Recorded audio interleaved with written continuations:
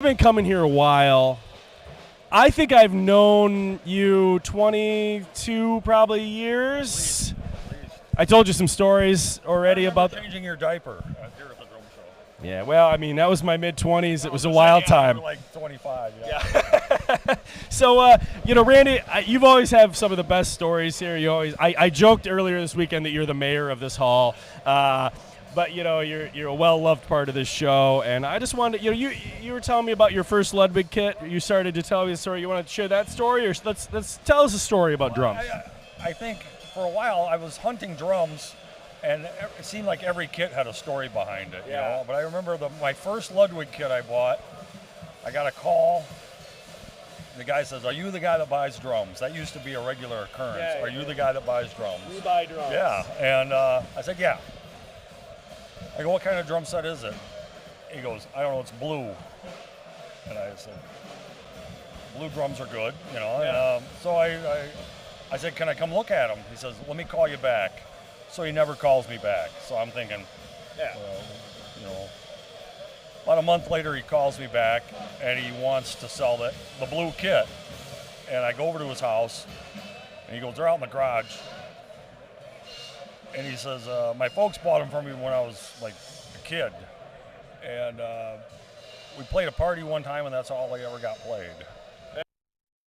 What do you want for them?" And he goes, "I don't know. What do you think?" I go, "You take $50? And he goes, "Sure." And it was a Blue Sparkle Super Classic with a matching Jazz Fest. Oh, and that's a good find. One of the best deals I ever got. I was really hoping you'd say, "And that's how I met Bunny."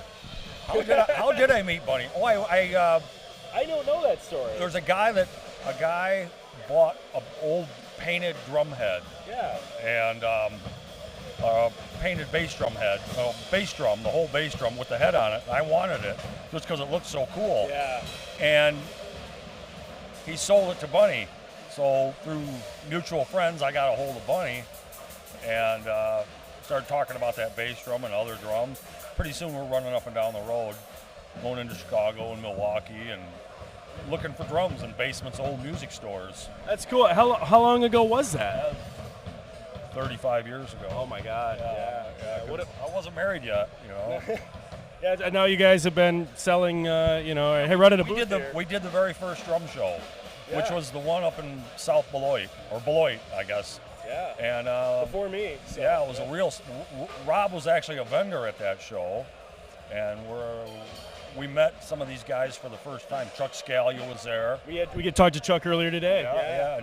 And I said to Chuck a few years back, I said, "Did you think after 25 years we'd still be schlepping our stuff in and out of someplace?" And here we are, 32 years later. Yeah, I mean, it's great. I keep seeing this called like the drummer family reunion and all that stuff. But it's amazing. Like you come here for so many decades, and it's all this like really passionate group of people that just absolutely love the craft and era of these drums. Yeah, it's been great. I always said, it's a great bunch of people. We kind of weeded out the assholes. There's only been a. Did you? I guess my work isn't finished yet. Yeah. But no, I mean, there's always one fly in the ointment you got to deal with. And, it's a good group, though. But overall, it's a great bunch of people, and when you're in a room full of people that are into the same stuff you're into, it's fun. Yeah.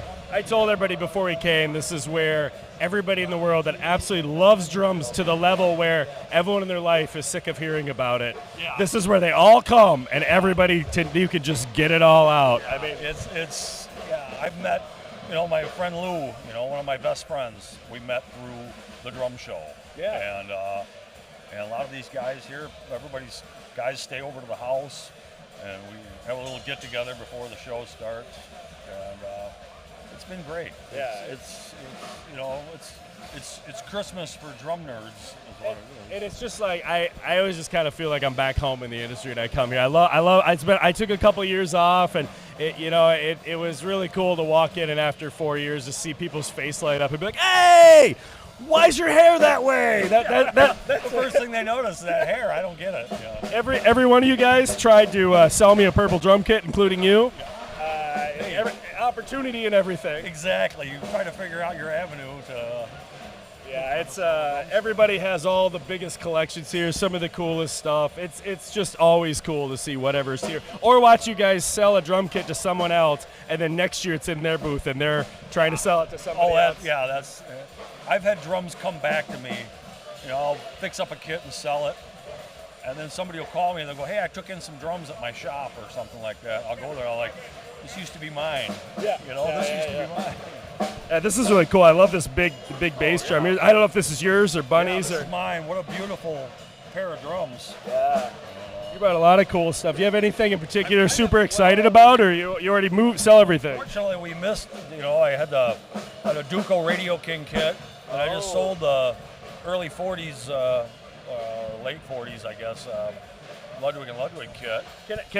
I'm going to grab one I want to ask you about, and we'll quiz you. I'm going to give you this, and I'm going to go grab one of your things here. All right, here we go.